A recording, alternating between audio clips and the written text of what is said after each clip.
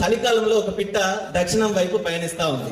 ఎముకలు తొలికే చలికి తట్టుకోలేక గడ్డ కట్టుకుపోయి ఆ పక్షి ఒక చేలో దబ్బమని పడిపోయింది. అటుగా వస్తున్న ఒక ఆవు దాని మీద పేడ వేసింది. అప్పుడు అది తిట్టుకుంటా ఉంది, అరే నేను అసలే చలికి గడ్డ కట్టుకొని పోయి కింద పడ్డాను, దానికి తోడు ఈ ఆవు వచ్చి పేడ వేసింది, ఇది గుమ్మగుమ్మల వాసన మళ్ళీ దీనికి తోడు. అయితే కాసేపటికి ఆ పేడ దానికి వెచ్చదనాన్ని ఇచ్చింది. అది ఇప్పుడు హాయిగా ఉంది. నిజానికి పేడ దానికి వెచ్చదనాన్ని ఇచ్చి దాన్ని బతుకును కాపాడుతూ ఉంది. సో ఆ హాయిని ఆనందాన్ని ఎంజాయ్ చేయాలని చెప్పి అది ఒక పాట అందుకుంది.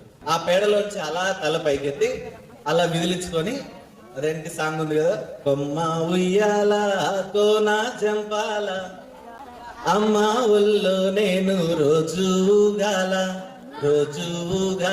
అని పాట పాడుతా ఉంది ఆ కోయిల ఎక్కడ పేడలోంచి పైకి లేచి. సో అటుగా వెళ్తున్న ఒక పిల్లి ఆ మృదు మధురమైన గానాన్ని విని పులకించిపోయి ఆ సాంగ్ అంపటి వస్తా ఉంది.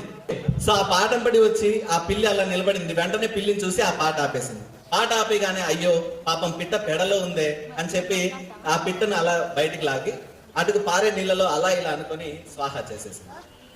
సో ఇక్కడ మనకి 3 విషయాలు అర్థం అవ్వాలి. ఒకటోది ఏంటంటే, నీ మీద చెత్త వేసే వాళ్ళంతా నీ శత్రువులు కాదు. పేడ వేసింది నిజమే, కానీ అది వెచ్చదనాన్ని ఇచ్చి నీ ప్రాణాన్ని కాపాడింది, అవునా? రెండోది ఏంటంటే, నిన్ను ఎవరైతే చెత్తలో నుంచి బయటికి తీస్తారో వాళ్ళంతా నీ మిత్రులు కాదు.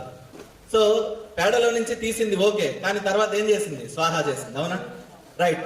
ఆ మూడోది ఏంటంటే, మోస్ట్ ఇంపార్టెంట్ మూడో పాయింట్, మీరు అన్ని రకాలుగా కూరుకొని పోయి ఉన్నప్పుడు నోరు మూసుకొని ఉండాలి తప్ప నోరు పాడేసుకోవద్దు. అది ప్రశాంతంగా ఉండొచ్చు కదా పేడలో, అనవసరంగా పాట పాడింది, చచ్చింది, అవునా? సో ఇదన్నమాట. సో కథలు చాలా మనుషుల్ని ప్రభావితం చేస్తాయి. ఎండమూరి వీరేంద్రనాథ్, డాక్టర్ బివి పట్టాభిరామ్ లాంటి పుస్తకాలు చదివితే మనం నిజంగా వాళ్ళకి ప్రేరేపితం అవుతాం.